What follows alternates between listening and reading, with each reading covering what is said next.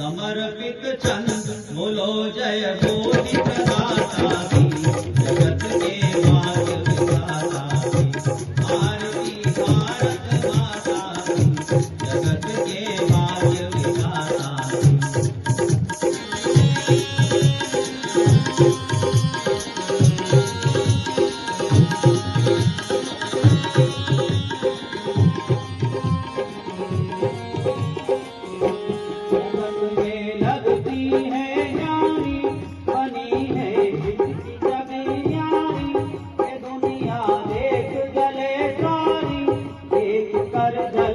झुकी है पलक बड़ी है ललक कृपा बरसे जहानाता की जगत के भाग्य विधाता की आरती भारत माता की जगत के भाग्य विधाता की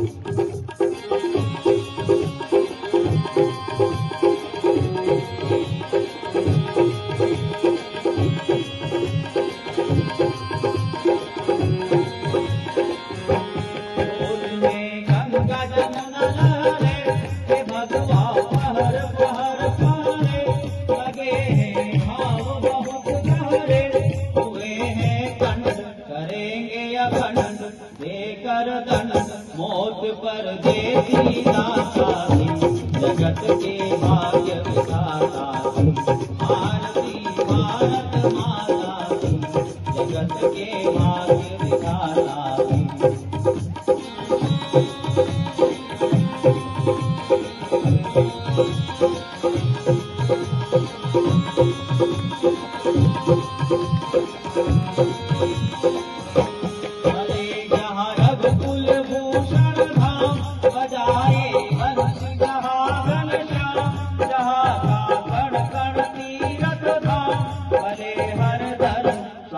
शुभ कर लड़े बेशन बनी श्री राम गाथा की जगत के भाग्य विधाता की आरती भारत माता की जगत के भाग्य विधाता की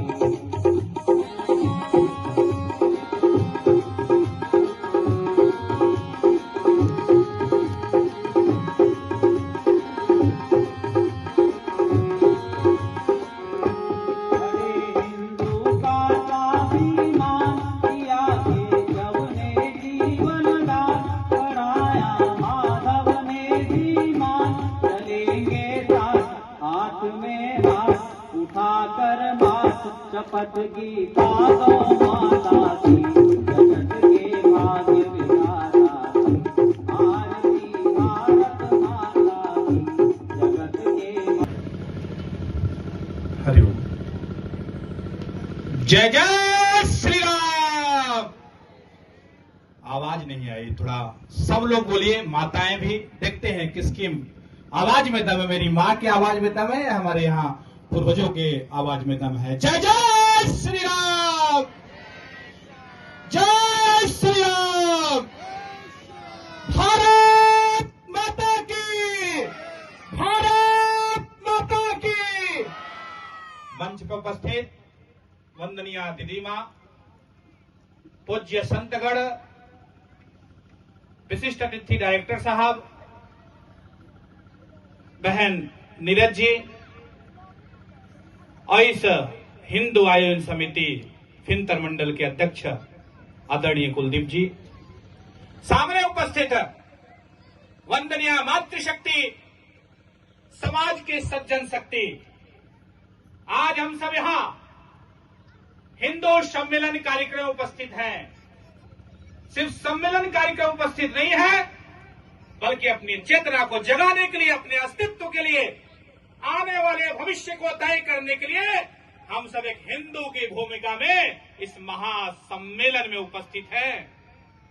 इस चिंतन मंडल के अंदर 9 गांव आते हैं, जहां मुझे बताया गया है इन 9 गांवों से समाज के सज्जन शक्ति, रामकृष्ण को जन्म देने वाली ऐसी मातृशक्ति हमारे सामने उपस्थित है।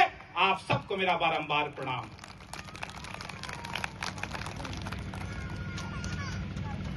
जब हिंदू की बात होती है तो दुनिया के अंदर वह हिंदू कहीं भी होगा, उसके मन के अंदर एक ही कामना होती है, सर्वे भवन्तु सुखिनः, सर्वे सन्तु निरामया, सर्वे भद्राणि पश्यन्तु, मां कश्चित् दुख भाग भवेत्। उस हिंदू यही कामना करता है, सभी लोग सुखी रहें, सभी लोग निरोग रहें।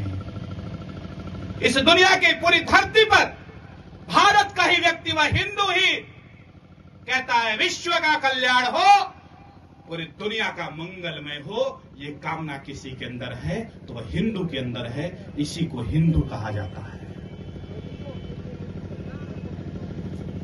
हिंदू एक चेतना है, Hindu is way of life. Supreme court ने भी कहा हिंदू एक जीवन पद्धति है। वह हिंदू जो चींटी के दबने पर भी राम राम बोलता है, वह हिंदू जिस सर्प नाग देवता को देखने के बाद भी प्रणाम करता है, वह हिंदू जो नदियों को गंगा मां मानकर की पूजा करता है, वह हिंदू जो वृक्षों के अंदर भी नारायण का दर्शन करता है, वह हिंदू समाज के हम सब एक अभिन्न अंग हैं। ये हिंदू अहिंसा परमो धर्म तो कहता भी है साहब, लेकिन अहिंसा परमो धर्म के बाद धर्म हिंसा तथैव च भी कहा जाता है कि जब मेरे धर्म के ऊपर कोई उंगली उठाएगा तो हिंदू शांत नहीं बैठेगा। वह हिंदू महा हिंदू बनकर के शिवाजी महाराज बनकर के जन्म लेगा भारत की धरती पर। भगवान कृष्ण ने गीता में ऐसे नहीं कह दिया, परित्राणाय साधुनाम विनाशाय च दुष्कृताम धर्म संस्थापनार्थाय संभवामि युगे युगे। जब जब धरती पर सज्जन शक्तियों का विनाश होने लगेगा, दुर्जनों का भाव बढ़ेगा, तब तब मैं धरती पर जन्म लेकर के ऐसे दुर्जनों का अंत करूंगा। इसी का नाम हिंदू है। मैं मानता हूं जब तक भारत के, कुछ लोग कहते हैं कि हिंदू राष्ट्र कब बनेगा। साहब हिंदू राष्ट्र बनाने की हमें आवश्यकता नहीं है। मैं मानता हूं जब तक इस भारत के अंदर एक हिंदू जीवित रहेगा, तब तक ये भारत हिंदू राष्ट्र है, अजर अमर अविनाशी रहेगा। हिंदू राष्ट्र बनाने की आवश्यकता नहीं है, ये भारत हिंदुओं की धरती है साहब। जब भी कोई देश दिग्भ्रमित हो लड़खड़ाया, सत्य की पहचान करने इस धरा के पास आया। इस धरती के अंदर वो शक्ति है, वो ताकत है, वो ऊर्जा है जो महाशक्ति बनकर के दुनिया को मार्गदर्शित करती है। हम सब बड़े सौभाग्यशाली हैं कि हमें भारत में जन्म मिला, और सौभाग्यशाली है हमारे पूर्वजों ने इतने पुण्य किए, भारत में जन्म लिए, और तो और हिंदुओं में जन्म लिया। ये हमारा सबसे बड़ा सौभाग्यशाली जीवन है। हम किसी पर विजय प्राप्त करने के लिए नहीं खड़े हुए। भारत दिग्विजयी है। ये भारत कामना करता है वसुधैव कुटुंबकम। ये वसुधा हमारी धरती है, हमारा परिवार है। दुनिया के और देश कहते हैं ये विश्व व्यापार है, लेकिन भारत कहता है हम विश्व को व्यापार बाजार नहीं मानते, हम दुनिया को परिवार मानते हैं। और ये भाव सिर्फ सनातन के अंदर ही मिल सकता है, ये भाव सिर्फ हिंदू के मन के अंदर ही मिल सकता है। इस नाते भारत कहता है हम किसी पे विजय प्राप्त करने के लिए नहीं खड़े हुए साहब। भारत को किसी दुनिया को, किसी देश को हराने के लिए जन्म लिया है। भारत दुनिया को मार्गदर्शन देने के लिए जन्म लिया है। भारत का नाम ही है विश्व गुरु, और भारत उस स्थान पर पहुंच करके दम लेगा, क्योंकि इस धरती के अंदर ऊर्जा है। इस धरती के अंदर वो सती सावित्री, वह अपाला, वह दुर्गा, वह लक्ष्मीबाई जन्म लेती है, जो जन्म लेकर के भारत की स्त्रियों के चरित्र का वर्णन करती है। पूरी दुनिया उनके चरित्र को पढ़ करके अपने जीवन को जीता है। हम हिंदू बहुत विशाल हैं। अभी बात हो रही थी समरसता की। दीदी माँ ने सावित्री और निषाद राज का वर्णन किया। ये जो भारत था, इस भारत में कोई जातिवाद नहीं थी साहब। 1000 साल पहले जब हम चलेंगे तो ये भारत बड़ा सुंदर भारत था। सोने की चिड़िया थी, हर नदी नदी में दूध बहता था साहब। हर परिवार परिवार के अंदर गीता वेद की ऋचाओं का वाचन होता था साहब। ये कोई सामान्य भारत नहीं था। लेकिन हजारों वर्षों की राजनीति ने भारत को खोखला कर दिया, हिंदुत्व को खोखला कर दिया। लेकिन अब लग रहा है ये हिंदुत्व जग रहा है, भारत जग रहा है। ये कोई सामान्य भारत नहीं था। कहते हैं जातिवाद जातिवाद, साहब ये जातिवाद इन हजारों वर्षों में 200-500 सालों में आ गया। जब हमारे भारत के अंदर कभी शक आए, कभी हुड़ आए, कभी यूनान आए, कभी मुगल आए, कभी अंग्रेज आए, इन्होंने आकर के भारत की अस्मिता को, भारत की संस्कृति को खत्म करने का प्रयास किया। लेकिन उनको नहीं पता था ये भारत है, ये भव्य भारत है, ये दिग्विजयी भारत है। ये अपने प्राणों को छोड़ते छोड़ते भी खड़ा हो जाएगा। ये जब प्राण छोड़ता है तो राम का नाम लेता है। वह राम हमारे पूर्वज है साहब, जिन्होंने हमें रास्ता दिखाया है। वो चक्रवर्ती राजा, वो दिग्विजयी नरेश और रघुकुल की संतान मेरे मर्यादा पुरुषोत्तम राम, ऐसे ही उनको मर्यादा पुरुषोत्तम राम नहीं कहा गया साहब। और राजा दशरथ के घर में जन्म लेने वाले सिर्फ राम नहीं है, और अयोध्या के नरेश सिर्फ राम नहीं है, और इस भारत की आत्मा, उस आत्मा का नाम है मेरे दिग्विजयी मर्यादा पुरुषोत्तम भगवान राम, जो दुनिया को संदेश देने के लिए माता सबरी के घर जाकर के उस माता सबरी के हाथों का भोजन ग्रहण करते हैं, उसके जूठन के मीठे बैर को ग्रहण करते हैं। ये भारत है साहब। उस भारत में कोई जाति नहीं थी, और चक्रवर्ती राजा थे, दिग्विजयी राजा थे, त्रैलोक्य के स्वामी थे। लेकिन जाकर के सबरी का जूठा बैर खाया, बताओ कहां जातिवाद था? आज हम ब्राह्मण, क्षत्रिय, राजपूत, वैश्य, अनुसूचित समाज में बट करके रह गए साहब। हमें इस राजनीतिज्ञों ने, इन षड्यंत्रकारी शक्तियों ने हमें खोखला कर दिया, दीवारों में खड़ा कर दिया साहब। नहीं, दीवारों को तोड़ना पड़ेगा, हिंदुत्व के भाव के साथ आगे बढ़ना पड़ेगा। हिंदवः सोदरा सर्वे न हिंदू पतितो भवेत्, मम दीक्षा हिंदू रक्षा, मम मंत्र समानता। हम सभी हिंदू सहोदर भाई हैं, एक मां के गर्भ से जन्म लिया साहब। हमारा कोई हिंदू पतित या पापी नहीं हो सकता। हमारी जो रक्षा है वो हिंदुओं की रक्षा है, यही हमारा संकल्प है। हम सब लोग भगवान को, राम को तो मानते हैं साहब। मैं बार बार कहता हूं, प्रभु राम को तो मानते हैं साहब। एक बात और जोड़ लीजिए, राम को मानने से नहीं साहब, राम की मानने से काम चलेगा। जिस दिन भारत का हर घर घर राम के पद चिन्हों को स्वीकार करने लगेगा, उस दिन राम राज्य हमारे घर के अंदर दिखने लगेगा साहब। और राम राज्य की कल्पना कोई सामान्य कल्पना नहीं थी। अगर एक तरफ अयोध्या था तो दूसरी तरफ किष्किंधा था। उस किष्किंधा के अंदर हमारे वनवासी समाज रहा करते थे। मेरे प्रभु राम ने उन वनवासी समाज को अपना मित्र बनाया, तब जाकर के ऐसे अत्याचारी रावण को समाप्त किया। विश्वामित्र जब गए राजा दशरथ के महल में और कहे, हे राजन, मुझे आपका पुत्र चाहिए समाज की सज्जन शक्तियों की रक्षा के लिए। राजा दशरथ ने कहा, अरे विश्वामित्र जी, हम खुद में अजर अमर हैं, हम खुद विजय प्राप्त कर सकते हैं, हम त्रैलोक्य की विजयी हैं, मेरे पुत्र की क्या आवश्यकता? विश्वामित्र ने कहा, नहीं राजन, आपके पुत्र की ही आवश्यकता है। प्रभु राम को लेकर के निकल गए, साथ में लक्ष्मण जी। प्रभु राम साथ में चल रहे थे, रास्ते बहुत बड़ा पहाड़ दिखा। जब भगवान राम ने विश्वामित्र से पूछा, ये कौन सा पहाड़ है? भगवान राम को विश्वामित्र जी ने कहा, दुर्जनों ने सज्जनों को मार करके उनके हड्डियों का ढेर लगाया है। तब प्रभु राम ने दोनों हाथ उठा करके संकल्प किया, जब तक इस धरती पर से इन दुर्जनों का अंत नहीं कर देता, तब तक मैं शांत नहीं बैठूंगा। और प्रभु राम ने सज्जन शक्तियों की रक्षा का संकल्प ले लिया अपने जीवन के अंदर। कल्पना करिए, जरा विचार करिए, आज के युग में, इस कलयुग के अंदर अगर उस राम को सुनाया जाता कि वनवास जाना पड़ेगा तुझे, कल राजा बनना था, वह राम जाके सुप्रीम कोर्ट के अंदर दरवाजा खटखटाते। लेकिन नहीं, मेरे वह मर्यादा पुरुषोत्तम राम ने पूरी दुनिया को दिखाया समर्पण क्या होता है, त्याग क्या होता है, राजधर्म क्या होता है। धर्म की रक्षा के लिए उस राज गद्दी को ठुकरा करके पिता के वचनों को सुन करके 14 वर्ष के लिए वनवास चले जाते हैं। उस जंगल की पेड़ियों पर 14 साल काटते साहब। ओ मेरे राम है। राम अगर वन नहीं जाते तो राम बनते नहीं साहब। राम वन को गए, इस नाते घर घर के अंदर रामचरितमानस और रामायण पढ़ी जाती है। मेरे राम ने दुनिया को बताया है, ये सनातन है, कोई सामान्य सनातन नहीं है। मेरे राम ने दुनिया को करके दिखाया है। वह वनवासी, वह गिरिवासी समाज को संगठित किया 14 सालों में। और जो राम त्रैलोक्य के स्वामी थे, वो जाकर के सबरी माता से पूछते हैं मुझे आगे क्या करना है। वह सबरी माता उस त्रैलोक्य के स्वामी को रास्ता दिखाती है।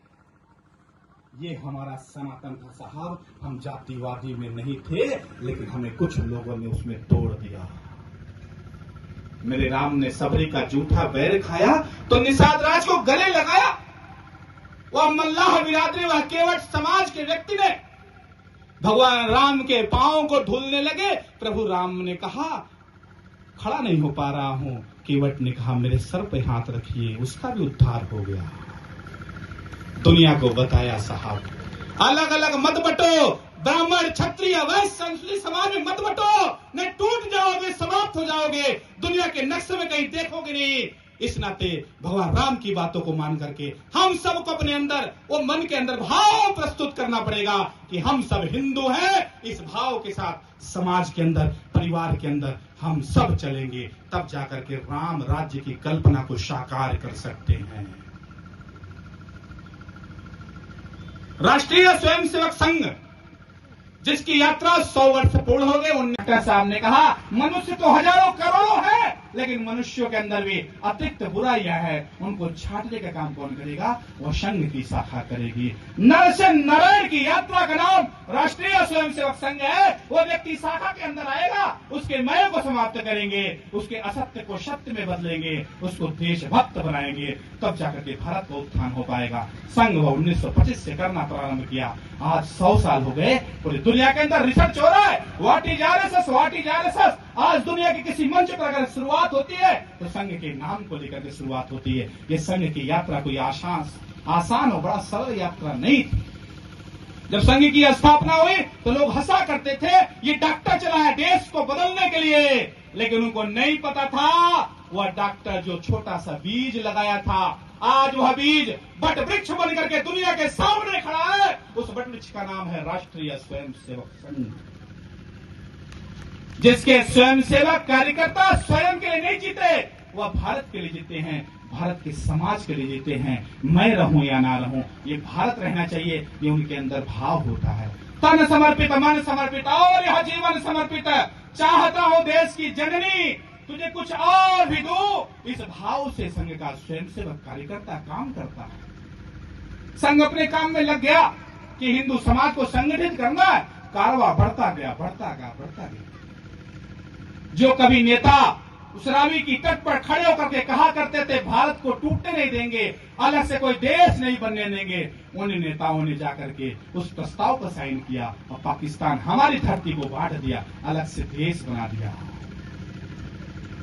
विभाजन जब हुआ, उस विभाजन की त्रासदी में हजारों समाज बेघर हो गया, लोग भागने लगे। तब संघ का स्वयंसेवक सीमाओं पर खड़ा हो गया कि जो हमारा हिंदू समाज उस तरफ है, उनको लेकर के आए, हम उनको रचाने बसाने का काम करें, उनके बच्चों को पढ़ाने लिखाने का काम करें। संघ का स्वयंसेवक 6 महीने इसी काम में लगा रहा। मैं रहूं या ना रहूं, ये भारत रहना चाहिए। इसी भाव से लोग कहते हैं संघ क्या करता है, संघ क्या है। मैं कहता हूं संघ को समझना है साहब तो संघ की शाखा में आना पड़ेगा। दूर से संघ नहीं समझ में आता साहब, संघ की शाखा में आएंगे तो संघ की आप होके ही रह जाएंगे। ये संघ की चरित्र का वर्णन है। घटना ध्यान में आती है। एक माताजी थी एक स्कूल के अंदर हेडमास्टर। अपने गेट पर खड़े थे, प्रचारक जी जा रहे थे स्कूल के सामने से, उन्होंने आवाज लगाई जोर से, प्रचारक जी आज सुनिए। वो आए, मोटरसाइकिल घुमा करके स्कूल के अंदर गए। माता जी तो जो हेडमास्टर थी, एक स्वयंसेवक की मां थी, पैर से अपाहिज थी। वो प्रचारक जी साथ में गए उनके कमरे में, जहां उनका ऑफिस था, वहां बैठ गए। और भी पढ़ाने वाले 2-4 शिक्षिका और आके साथ में बैठ गई। कानाफूसी चल रही थी, ये कौन है, ये कौन है। और जो स्वयंसेवक की मां थी, उस स्कूल की हेडमास्टर थी, वो कहती है संघ वाले हैं। फिर भी पूछ रहे संघ क्या है, संघ क्या है। फिर उन्होंने कहा ये प्रचारक जी हैं। वो फिर पूछ रहे प्रचारक क्या है, प्रचारक क्या है। तो थोड़ा देर बाद जो हेडमास्टर थी, वो स्वयंसेवक की मां, वो झल्ला के बोलती है, मैं नहीं जानती संघ वंग क्या है, मैं इतना जानती हूं, अगर संघ के अंदर जानवर जाएगा आदमी बनेगा, आदमी जाएगा तो भगवान बनेगा। तो फिर वो जो साथ में सहयोगी शिक्षिका थी, फिर पूछती हैं, जानवर आदमी, आदमी भगवान, जानवर आदमी क्या है। तो कहती है, मेरे बेटे को आप लोग तो रोज देखती हो। कहा हाँ। कहा मेरा बेटा 1 साल पहले जब मुझे छोड़ने आता था, रोड पर छोड़ करके भाग जाता था, लेकिन मेरा बेटा अब जब स्कूल छोड़ने आता है तो मेरी हाथों को पकड़ करके मेरे कुर्सी तक छोड़ के जाता है। ये मैंने नहीं सिखाया, ये संघ की शाखा ने उसको सिखाया है। इस नाते मैं कहती हूँ कि जब जानवर जाएगा संघ की शाखा में, मनुष्य बनेगा, और मनुष्य जाएगा तो नारायण बनेगा। नर से नारायण की यात्रा का नाम राष्ट्रीय स्वयंसेवक संघ है, जो 1 घंटे की शाखा लगती है। उस शाखा में दादा भी आता है तो पोता भी आता है। जो संस्कार परिवार नहीं दे पाता, वो संस्कार संघ की शाखा देती है। वो संस्कार संघ की शाखा देती है। वह कहती है नारी सिर्फ नारी नहीं, ये नारी नारायणी है। ये भारत सिर्फ भारत नहीं, ये मेरी भारत माता है। वो संघ की शाखा सिखाता है साहब। वो संघ की शाखा कहती है, ये चंदन है इस देश की माटी, तपोभूमि हर ग्राम है। ये संघ कोई सामान्य संघ नहीं है। इस संघ को समाप्त करने के लिए भारत के नेताओं ने बड़े बड़े षड्यंत्र किए। तत्कालीन प्रधानमंत्री जवाहरलाल नेहरू जी कहा करते थे, आई क्रश द आरएसएस, संघ को कुचल देना चाहिए, संघ को समाप्त कर देना चाहिए। लेकिन 1962 में जब चाइना भारत का युद्ध हुआ, उस आक्रमण के दौरान भारत की सेना के साथ संघ का स्वयंसेवक कंधे से कंधा मिला करके भारत की सेना का सहयोग कर रहा था। भोजन से लेकर के, पानी से लेकर के उनके हर आवश्यकता को पूर्ण कर रहा था। तभी सीमा के पार से गोली चलती है, संघ के स्वयंसेवकों के सीने में लगती है। भारत माता के लिए अपने को इस धरती में समर्पित कर देते हैं। पेपर में निकलता है कि सीमा के ऊपर कुछ लोग सेना का सहयोग कर रहे थे, दुश्मन की गोलियों से उनकी छाती छलनी हो गई। प्रधानमंत्री जवाहरलाल नेहरू जी ने पूछा, ये लोग कौन थे। उनको बताया जाता है ये संघ की शाखा के कार्यकर्ता थे, जो हमारी सेना का सहयोग कर रहे थे, लेकिन दुश्मन की गोलियां इनके सीने को छलनी कर दी। तब तत्कालीन प्रधानमंत्री जवाहरलाल नेहरू जी ने पत्र लिखा तत्कालीन सरसंघ चालक परम पूजनीय गुरु जी को, कहा आज तक तो मैं इसी भ्रम में जीता था, इस संघ को कुचल देना चाहिए, लेकिन मैं धन्य हो गया आपके कार्यकर्ताओं के समर्पण को देख करके, आपके काम को देख करके। मैं आपसे निवेदन करता हूं, 1963 को जब गणतंत्र दिवस पर परेड होगा, आपके कार्यकर्ता उस परेड में भाग लेने चाहिए। जाकर के इतिहास के पन्ने को देखिएगा, उस 26 जनवरी 1963 को 3600 स्वयंसेवकों ने गणवेश पहन करके भारत माता की उस वंदना को उस गणतंत्र दिवस पर परेड करके दुनिया के सामने, भारत की राष्ट्र वंदना के सामने खड़े होकर के कदम से कदम मिलाया था। संघ के समर्पण को देख करके संघ के विरोधी जो हमें विरोधी अपना मानते हैं, वो भी कायल हो जाते हैं। संघ कहता है सर्वेशाम अविरोधेन, मेरा कोई विरोधी नहीं है, क्योंकि सब हमारा समाज है। इस नाते मैं किसी को अपना विरोधी नहीं मानता, कोई माने तो माने, लेकिन संघ कहता है मेरा कोई विरोधी नहीं। संघ अपने काम में लगा रहा, 3 इमरजेंसियां लगी, 48 में महात्मा गांधी जी का झूठा आरोप लगा, फिर भी संघ वहां से निकल पड़ा। 75 इमरजेंसी लगी, फिर भी संघ वहां से निकल पड़ा। 92 में इमरजेंसी लगी, फिर भी संघ वहां से निकल पड़ा। उस अग्नि की ज्वाला से शुद्ध होकर के, पवित्र होकर के आज दुनिया के सामने 100 सालों की यात्रा पूर्ण करके आज यहां पहुंचा है। ये कोई सामान्य यात्रा नहीं है। संघ धर्मांतरण करा करके यहां नहीं पहुंचा साहब, संघ त्याग समर्पण बलिदान देकर के आज यहां पहुंचा है, उसका नाम राष्ट्रीय स्वयंसेवक संघ है। देश के अंदर कोई भी संकट आता है, संघ का स्वयंसेवक पहले दिखता है। अभी कुछ वर्ष पहले कोरोना आया तो पुत्र ने पिता का भी साथ छोड़ दिया था, तो संघ के स्वयंसेवक ने जाकर के उस पिता के हाथ को पकड़ लिया था। मुखाग्नि देने वाला कोई नहीं मिल रहा था, अंतिम संस्कार करने के लिए संघ के स्वयंसेवक मैदान में आए साहब।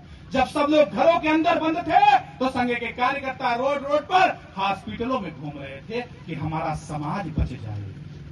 अभी बाढ़ आया, उस बाढ़ में सब लोग डूबे थे, गांव का गांव डूबा था, लेकिन संघ का स्वयंसेवक कार्यकर्ता, सेवा भारती का कार्यकर्ता अपने सर पर राशन की बोरियां लेकर के, बिस्तर की बोरियां लेकर के उन परिवारों में जा रहा था कि मेरा परिवार, मेरा समाज कहीं भूखा न रह जाए। ये है संघ का समर्पण।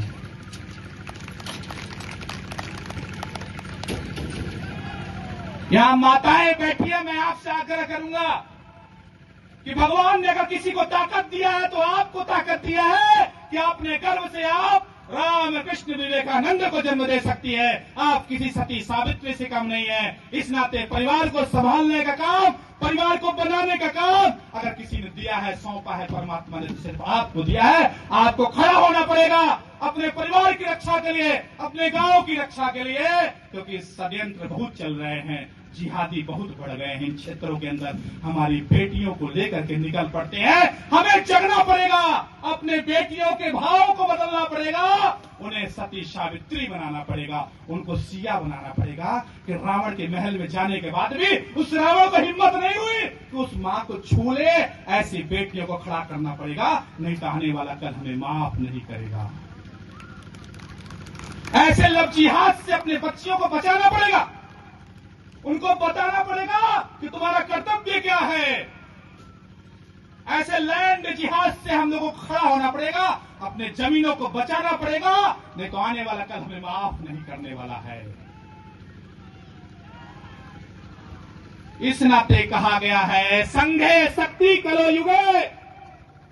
कलयुग के अंदर अगर कोई शक्ति है तो वह संगठन में है। इस नाते हमें शक्ति बन करके खड़ा होना पड़ेगा, क्योंकि हर युग के अंदर शक्ति की पूजा हो रही है। बिना शक्ति के कुछ नहीं होता। जग नहीं सुनता, जग नहीं सुनता कभी दुर्बल जनों का शांति प्रवचन। सर झुकाता है उसे जो कर सके रिपुमान मर्दन, जो कर सके रिपुमान मर्दन। सर उसी के सामने झुकता है जो रिपुमान मर्दन कर सकता है। इस नाते उस शक्ति के लिए हमें महाशक्ति बनकर के खड़ा होना पड़ेगा, अपने परिवार को जगाना पड़ेगा। सिर्फ पूजा से काम नहीं चलने वाला है, शस्त्र भी चाहिए तो शास्त्र भी चाहिए। इस नाते हाथ में शास्त्र भी हो, शस्त्र भी हो, माला भी हो तो भाला भी हो, तब जाकर के परिवार और समाज की रक्षा हो सकती है। इस नाते आप सबको जगना और जगाना पड़ेगा। मैं जब कहा समर्पण क्या होता है संघ के अंदर, तो मुझे वीर सावरकर जी याद आ रहे हैं। वो वीर सावरकर जी 26 साल की उम्र थी, अंग्रेजों ने कैद करके जेलों में डाल दिया और दुनिया के अंदर एक ऐसा फरमान सुनाया, काले पानी की सजा दे दिया। इतना नहीं, अंग्रेजों ने मान लिया कि हिंदुओं का पूर्व जन्म भी होता है। उन्होंने कहा इस जन्म में भी, अगले जन्म में भी तुझे सजा मिलेगी। वीर सावरकर जी जेल के अंदर बंद थे, शादी के 6 महीने बीते थे। उनकी पत्नी उनसे मिलने आती है जेल में। जब जेलर समाचार लेकर आता है, सावरकर जी से कहता आपकी पत्नी आपसे मिलने आई है। सावरकर जी को लगता है अभी तो शादी के कुछ महीने बीते, पत्नी मिलने आई जेल में। जैसे पत्नी का प्रवेश होता है, पत्नी उस जेल की सलाखों में से हाथ डाल करके अपने पति परमेश्वर की सर पैर को छू रही थी। आंखों में आंसू था, रो रही थी। सावरकर जी ने उठाया, कहा क्यों रो रही हो? इसी नाते रो रही हो कि मैंने 7 फेरे लेकर के वचनों निभाने का वादा किया था, मैंने तुझे पति सुख नहीं दिया, इस नाते तेरे आंखों में आंसू है। क्या 4 दीवार खड़ी करना, 4 बच्चे पैदा करना, शादी करना, खाना पीना, मर जाना, क्या यही जीवन है क्या? ऐसा जीवन तो पशु पक्षी भी जिया करते हैं, हम तो मनुष्य हैं। सावरकर जी ने कहा जब कुछ दाने मिट्टी में दफन होते हैं, 1000 दाने पैदा होते हैं, उन दफन हुए दानों का नाम सावरकर है। अगर तू चाहती है भारतवर्ष के लाखों घरों में चूल्हे जले, तो ये सावरकर अपने घर को चूल्हे को बुझा रहा है। अगर तू चाहती है भारतवर्ष के लाखों घर बसे, तो ये सावरकर अपने घर को उजाड़ रहा है, इसी का नाम समर्पण है। तन समर्पित, मन समर्पित और यह जीवन समर्पित। चाहता हूं देश की जननी तुझे कुछ और भी दूं। इन भावों के साथ हम सबको भी आगे बढ़ना पड़ेगा। एक षड्यंत्र और चल रहा है। मैंने 2 षड्यंत्र बताया। एक लव जिहाद, अपने बच्चियों को बचा ले। दूसरा जिहाद बताया लैंड जिहाद, अपने जमीनों को, अपने दुकानों को हम बचा ले। तीसरा षड्यंत्र चल रहा है धर्मांतरण का। ये ईसाई आते हैं, कुछ पैसा, कुछ राशन दे करके हमारे परिवार के, हमारे समाज के लोगों को धर्मांतरित करके चले जाते हैं। वो कैसे लोग हैं साहब, जो कुछ पैसों में, कुछ राशन में अपने धर्म को, अपनी मां को, अपने पिता को बदल देते हैं। अरे भाई साहब, इसी धरती पर गुरु गोविंद सिंह जी के जन्म हुआ। 4 साहिबजादे थे, 2 साहिबजादे चमकौर के युद्ध में समाप्त हो गए। 2 साहिबजादे बचे थे। नाम था साहिबजादा जोरावर सिंह, साहिबजादे फतेह सिंह। उम्र थी 7 साल 9 साल की। मुगलों ने कैद किया, फरमान सुनाया। 7 साल 9 साल के बालक का उम्र क्या होता है साहब, उसका जीवन क्या होता है, खेलने खाने की उम्र थी। फरमान सुनाया मुगल शासक ने कि तुझे इस्लाम धर्म स्वीकार करना पड़ेगा। दोनों साहिबजादों ने गरज के कहा, अरे मुगल शासक, ये तेरी बात मेरे भेजे में नहीं घुसती है। मैं जिस देश धर्म में जन्म लिया हूं उसी देश धर्म के लिए मरूंगा। मुगल शासक ने फरमान दिया, इनको ऐसी मौत मारी जाए, इनका खून भी न दिखे। दोनों साहिबजादों को पकड़ के लाया जाता है, जिंदा दीवार में चुनवाने के लिए। दीवार खड़ी होने लगती है। जोरावर जोर से बोला, फतेह सिंह शेर सा बोला, रखो ईटे भरो गारे, चुनो दीवार हत्यारे, पिता दशमेश की जय हो, हमारे धर्म की जय हो, हमारे देश की जय हो। जब छोटे भाई के गले तक दीवार आई, जब छोटे भाई के गले तक दीवार आई, बड़े भाई के सीने तक दीवार आई, तो बड़े भाई के आंखों से आंसू की धारा गिरने लगी। छोटे भाई के सर के ऊपर जब आंसू के बूंद गिरे, छोटा भाई ऊपर देखता है, कहता है भैया क्यों रो रहे हो, मौत से डर लग रही है क्या?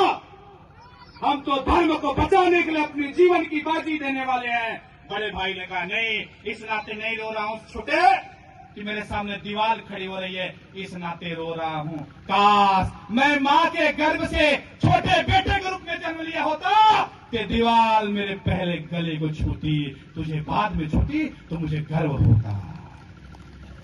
उस सरहिंद की दीवारों में दोनों साहिबजादे चुनवा दिए गए साहब, लेकिन धर्म को नहीं बदला। इस धर्म को बचाने के लिए, इस सनातन को गर्व करने के लिए, इस भारत को भव्य बनाने के लिए गुरु पुत्रों ने अपने जीवन की बाजी लगा दिया।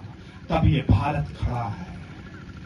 कोई गया गुरु गोविंद साहब के पास और कहा आपका पूरा परिवार समाप्त हो गया। उन्होंने भी सीने पर पत्थर रख करके बोला, देश धर्म के वास्ते वहां दिए सुनचार, 4 मरे तो क्या हुआ, जीवित कई हजार, उन हजारों में हम सब भी। इस दुनिया के अंदर दादा ने भी बलिदान दिया तो पोते ने भी बलिदान दिया, और दोनों ने धर्म की रक्षा के लिए बलिदान दिया। गुरु तेग बहादुर जी के 350वां ये बलिदान वर्ष चल रहा है। ये कोई सामान्य भारत नहीं है, और हम सब भी कोई सामान्य लोग नहीं है। हम दिग्विजयी पूर्वजों की संतानें हैं। इस नाते हमें जगना पड़ेगा, जगाना पड़ेगा समाज को, निकलना पड़ेगा घरों से, निकालना पड़ेगा। तब ये भारत भव्य बनेगा, दिव्य बनेगा, और फिर भव्य दिव्य की इस यात्रा में हम सब भी यात्री बनेंगे। इस भाव को जगाने के लिए, इस चेतना को जगाने के लिए आज इस हिंदू आयोजन समिति फिंतर मंडल ने यह कार्यक्रम आयोजित किया है। मैं आप सबको बहुत सौभाग्यशाली मानता हूं कि आप इस कार्यक्रम के हिस्सा बने हैं साहब। ये भारत अब जग रहा है। ये 2025 का भारत कोई सामान्य भारत नहीं है। जो स्वप्न हमारे पूर्वजों ने देखे थे, जो संकल्प लिए थे, वह संकल्प हमारी आंखों के सामने पूरा हो रहा है साहब। कभी अयोध्या जी के अंदर हमारे पूर्वजों ने मंदिर को टूटते देखा था। हम सौभाग्यशाली है साहब कि हमने मंदिर को बनते देखा है। हमसे बड़ा सौभाग्यशाली दुनिया में कोई नहीं है। जब भारत जगह है, सनातन जगह है, तो अयोध्या जी के अंदर मंदिर बन करके खड़ा हुआ है, हमारी चेतना का विरासत बन करके खड़ा हुआ है। इस नाते मैं बार बार आग्रह लोगों से करता हूं, कुछ बन पाए चाहे न बन पाए साहब, राम की गिलहरी बन करके अपने पूर्वजों आने वाले पीढ़ियों को तार दे। वह गिलहरी कौन थी? जब भगवान राम रावण को विजय प्राप्त करने के लिए चले, बीच में समुद्र आया, पुल बनाने की बारी आई। उस पुल बनाने में सब लोग लगे थे, एक गिलहरी भी थी। वो जाती थी समुद्र में, अपने शरीर को गीला करती थी, आकर के रेत में लौटती पोड़ती थी, उस रेत को ला करके उन पुल के दरारों को भरने का काम करती थी। भगवान राम ने बुलाया, पूछा तू क्या कर रही है? गिलहरी ने कहा, हे प्रभु, मेरी माता जानकी जल्दी आ जाए, इस नाते इस पुल को बनाने में मैं भी अपना हाथ बटा रही हूं, अपना योगदान दे रही हूं। भगवान राम ने कहा कि तेरे रेत के कर डालने से पुल नहीं बन जाएगा। गिलहरी ने बड़ा सुंदर जवाब दिया, कहा, हे मेरे राजा राम, हे मेरे भगवान, मुझे नहीं पता इस रेत के कण डालने से पुल बनेगा कि नहीं बनेगा। इतिहास के पन्ने में जब लिखा जाएगा पुल बनाने वालों में कौन कौन थे, मेरी पीढ़ी मेरा नाम लेके तर जाएगी, तर जाएगी, तर जाएगी। हम सब भी केवल गिलहरी बनकर खड़े हो सकते हैं इस भारत को भव्य बनाने के लिए। आने वाली पीढ़ी कहे गर्व के साथ, नहीं, हमारे पूर्वजों में भी कोई था जो सुंदर भारत को बनाने के लिए, दिव्य भारत बनाने के लिए, हिंदुत्व को खड़ा करने के लिए गिलहरी बन करके रात दिन निकल करके समाज को जगाने का काम करता था। ऐसा संकल्प लेकर के हम यहां से जाए तो मुझे लगता है इस हिंदू सम्मेलन का कोई अर्थ निकलेगा, आपके आने का कोई सदुपयोग हो पाएगा। इस नाते हम सबको इस भाव के साथ यहाँ निकलना पड़ेगा। यहाँ नीरज बहन जी ने आपसे 5 संकल्पों की बात किया, पंच परिवर्तन की बात किया, सामाजिक समरसता, नागरिक कर्तव्य, पर्यावरण, कुटुंब प्रबोधन, स्व का बोध, इन 5 को हम मंत्र मान करके आने वाले 10-20 सालों में ये परिवर्तन लाने का काम करें। जो समरसता की बात किया, यही मन के अंदर भावना होनी चाहिए। एक गांव के अंदर एक पीने का स्थान होगा, एक मंदिर होगा, एक शमशान होगा। ये तीनों भाव हर हिंदू के लिए एक गांव के अंदर होगा।